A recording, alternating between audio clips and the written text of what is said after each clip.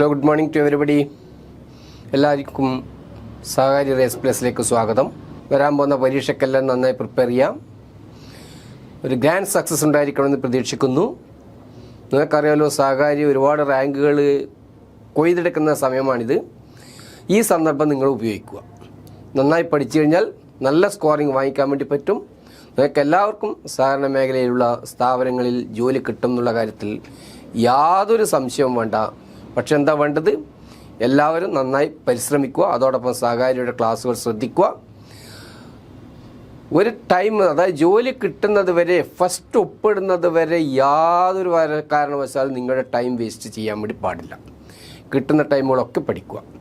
ഇനിയിപ്പോൾ നമ്മുടെ topic MSME. എന്താണ് MSME? ആദ്യം പഠിക്കേണ്ടത് MSMEയുടെ ഫുൾ ഫോം എന്താണ്? MSME, micro small and medium enterprises. അതാണ് MSME. MSME എന്താണ് നിങ്ങൾക്ക് ഈ ഫോട്ടോയിൽ തന്നെ മനസ്സിലാവും. അതായത് ചെറുകിട വ്യവസായങ്ങൾ, അതായത് കൂടുതൽ ഇൻവെസ്റ്റ്മെൻറ്റോ കാര്യങ്ങളോ ഒന്നും വേണ്ട, വൻ കോർപ്പറേറ്റ്സുകളല്ലാതെ ചെറുകിട വ്യവസായങ്ങളെയാണ് MSME സെക്ടർ എന്ന് പറയുന്നത്. അപ്പോൾ എന്തൊക്കെയാണ് MSME സെക്ടറിൽ വരുന്നത്? MSME സെക്ടർ ക്രൈറ്റീരിയ എന്തൊക്കെ, ലോൺ കൊടുക്കാൻ വേണ്ടി എന്തൊക്കെ ശ്രദ്ധിക്കണം, ഇത്തരം കാര്യങ്ങൾ നമുക്ക് നോക്കാം. എന്താണ് MSME?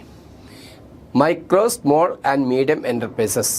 Loans are issued to startup owners, small business owners and women entrepreneurs for the purpose of setting up new enterprises or stepping up expansion, diversification, modernization, technology upgradation. അതായത് നമ്മുടെ സമൂഹത്തിലുള്ള ജനങ്ങൾക്ക് ചെറിയൊരു ബിസിനസ് തുടങ്ങാൻ വേണ്ടി ബാങ്കുകളിൽ നിന്ന് ലോൺ ലഭ്യമാക്കാൻ വേണ്ടി ഗവൺമെൻറ് ആവിഷ്കരിച്ച ഒരു സ്കീമാണ് MSME scheme.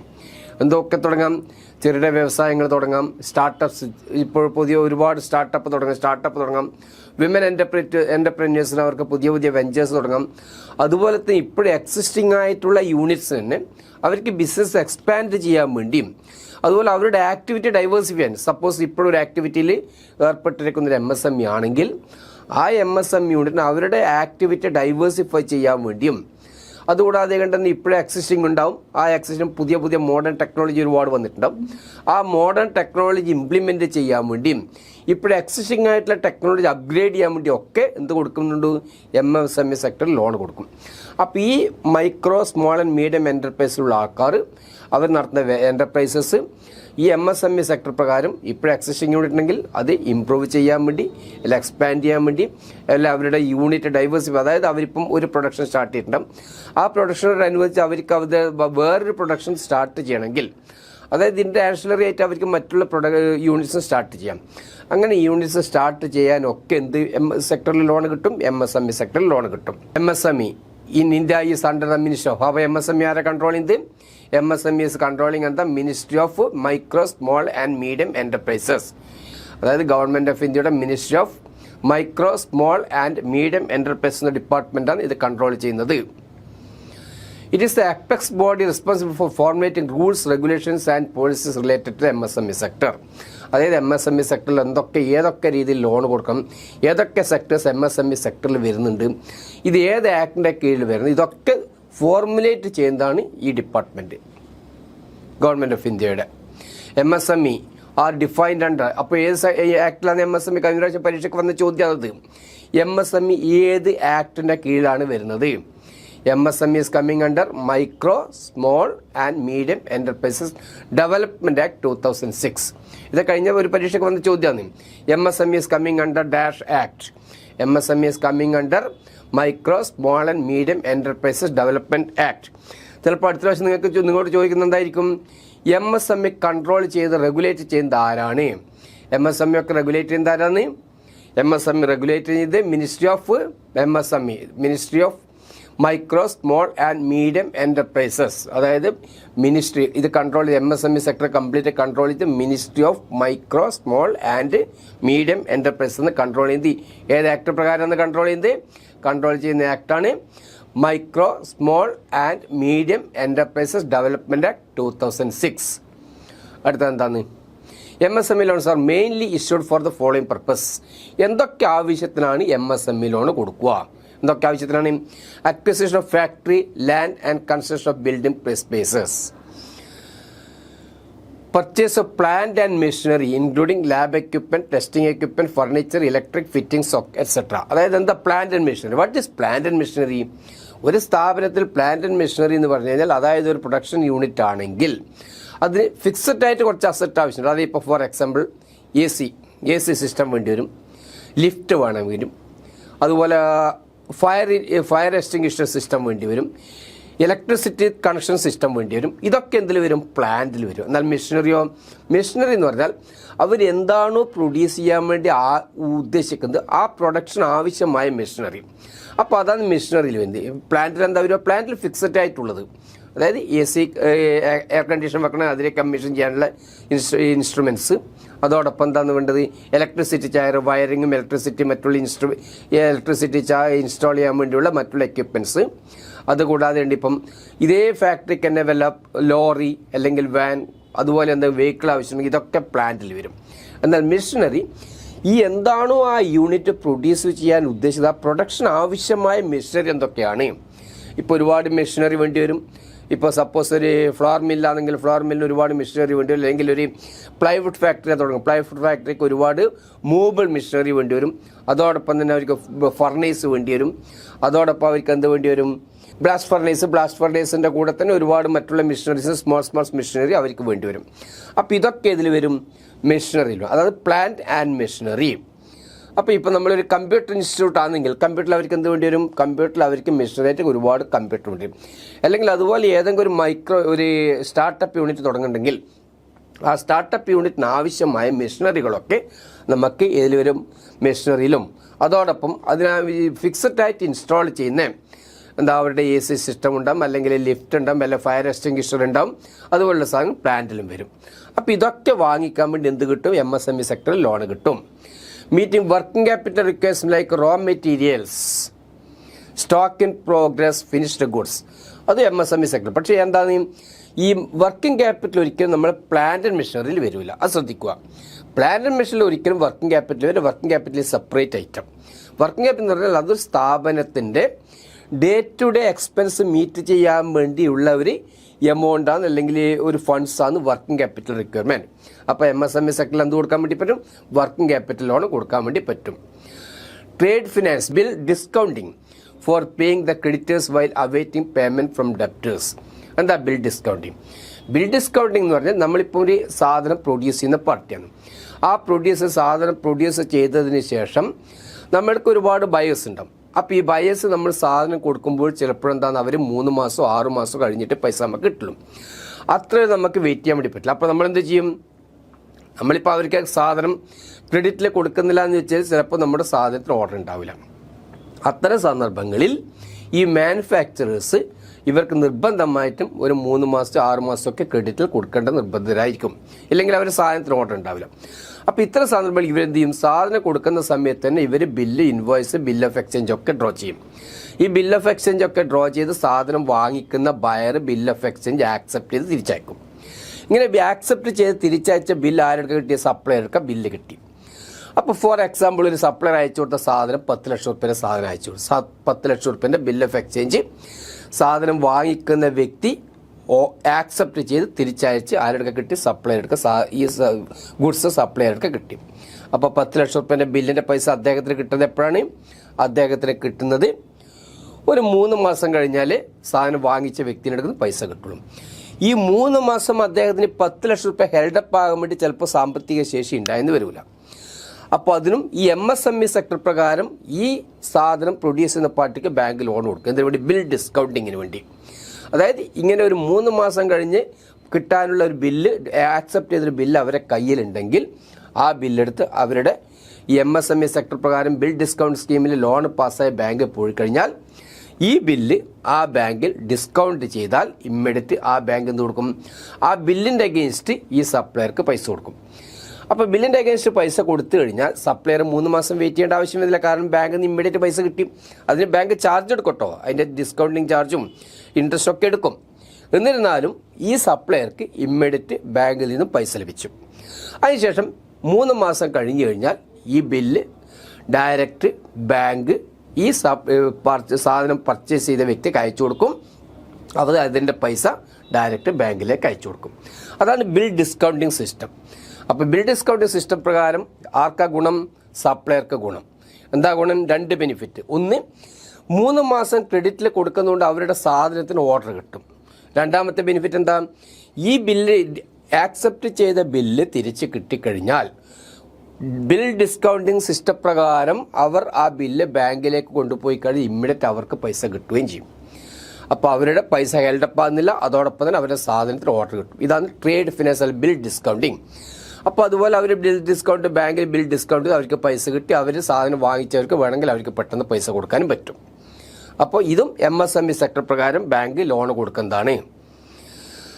Launch of new product range, expansion of business, warehouse needs. അതായത് അവർക്കിപ്പം ഞാൻ നേരത്തെ പറഞ്ഞ ഇപ്പോൾ എക്സിസ്റ്റിംഗ് ബിസിനസ് എന്തെങ്കിലും എക്സ്പാൻഡ് ചെയ്യാനുണ്ടെങ്കിലോ, അല്ലെങ്കിൽ ഡൈവേഴ്സിഫിക്കേഷൻ വേണമെങ്കിലോ, അല്ലെങ്കിൽ അവർക്കിപ്പം വെയർഹൗസിംഗ് റിക്വയർമെൻറ്റ് എന്തെങ്കിലും ഉണ്ടോ, പിന്നെ മാർക്കറ്റിങ്ങിന് എന്തൊക്കെ എക്സ്പെൻസ് ആവശ്യമുണ്ടെങ്കിൽ ഇതൊക്കെ ഇതിൽ കൊടുക്കും. ബാങ്ക് ഈ MSME സെക്ടറിൽ ലോണായിട്ട് കിട്ടും. Additional monetisation for any eligible purpose. അതായത് ബാക്കിയുള്ള എന്തെങ്കിലും ആവശ്യം, അതായത് അവർക്ക് MSME സെക്ടർ പ്രകാരം വേറെ എന്തെങ്കിലും പുതിയ വെഞ്ചർ തുടങ്ങണമെങ്കിൽ, അല്ലെങ്കിൽ അപ്ഗ്രേഡേഷൻ ചെയ്യണമെങ്കിൽ, അല്ലെങ്കിൽ അവർക്ക് മാർക്കറ്റിംഗ് എക്സ്പെൻസ് എന്തെങ്കിലും ഉണ്ടെങ്കിൽ, അല്ലെങ്കിൽ അവർക്ക് എന്താണ് പുതിയ മെഷീനറി, എന്തെങ്കിലും ചെറിയ മെഷീനറി വാങ്ങിക്കണമെങ്കിൽ ഇതൊക്കെ അവർക്ക് എന്ത് കിട്ടും? Additional monetisation. പക്ഷെ ഇതൊക്കെ കിട്ടുമ്പോഴെന്താണ്? ബാങ്ക് നോക്കും. അതായത് ഇവർക്ക് ഈ ലോണിൻ്റെ ആവശ്യകത ഉണ്ടോ, എന്താവശ്യത്തിലാണ് ഇവർ ലോൺ എടുക്കുന്നത്. അഡീഷണൽ മോണിറ്റൈസേഷൻ എന്ന് പറഞ്ഞു കഴിഞ്ഞാൽ ഏതെങ്കിലും ഒരു എക്സിസ്റ്റിംഗ് ബോറോവർ പോയി നമ്മുടെ MSME ലോൺ ഉണ്ട്, നമുക്ക് കുറച്ചുകൂടെ ലോൺ വേണം, എന്താവശ്യത്തിലാണ്, നമുക്ക് കുറച്ചും കൂടെ മെഷീനറി വാങ്ങിക്കണം. അങ്ങനെ മെഷീനറി വാങ്ങിക്കണം, ഏത് മെഷീനറി ആണോ വാങ്ങിക്കുന്നത്, അവരുടെ എക്സിസ്റ്റിംഗ് യൂണിറ്റിന് ആവശ്യപ്പെട്ട മെഷീനറി ആണോ, എവിടെ നിന്നാണ് മെഷീനറി വാങ്ങിക്കുന്നത്, അതിൻ്റെ കൊട്ടേഷൻ ഉണ്ടോ, ഇതൊക്കെ നോക്കിയിട്ട് ബാങ്ക് ലോൺ കൊടുക്കണം. അഡീഷണൽ ആയിട്ട് അവർക്ക് പൈസ ലോൺ കൊടുക്കുമെങ്കിൽ കൂടെ ആ ആക്ച്വൽ ജെന്യൂൻ റിക്വയർമെൻറ്റ് മനസ്സിലാക്കിയതിന് ശേഷം മാത്രമേ ബാങ്ക് ലോൺ കൊടുക്കുകയുള്ളൂ. ഇപ്പോഴേ വളരെയധികം ശ്രദ്ധിക്കേണ്ട കാര്യങ്ങളാണ്. കാരണം MSME സെക്ടറിൽ നിർബന്ധമായിട്ട് പല പ്രാവശ്യങ്ങളും ക്വസ്റ്റ്യൻ വന്നിട്ടുണ്ട്. ഇടയ്ക്കിടെ വന്നുകൊണ്ടേയിരിക്കുന്ന ക്വസ്റ്റ്യനാണ്. അതായത് 1/4/2025 മുതൽ MSMEയുടെ ക്ലാസിഫിക്കേഷൻ മാറി.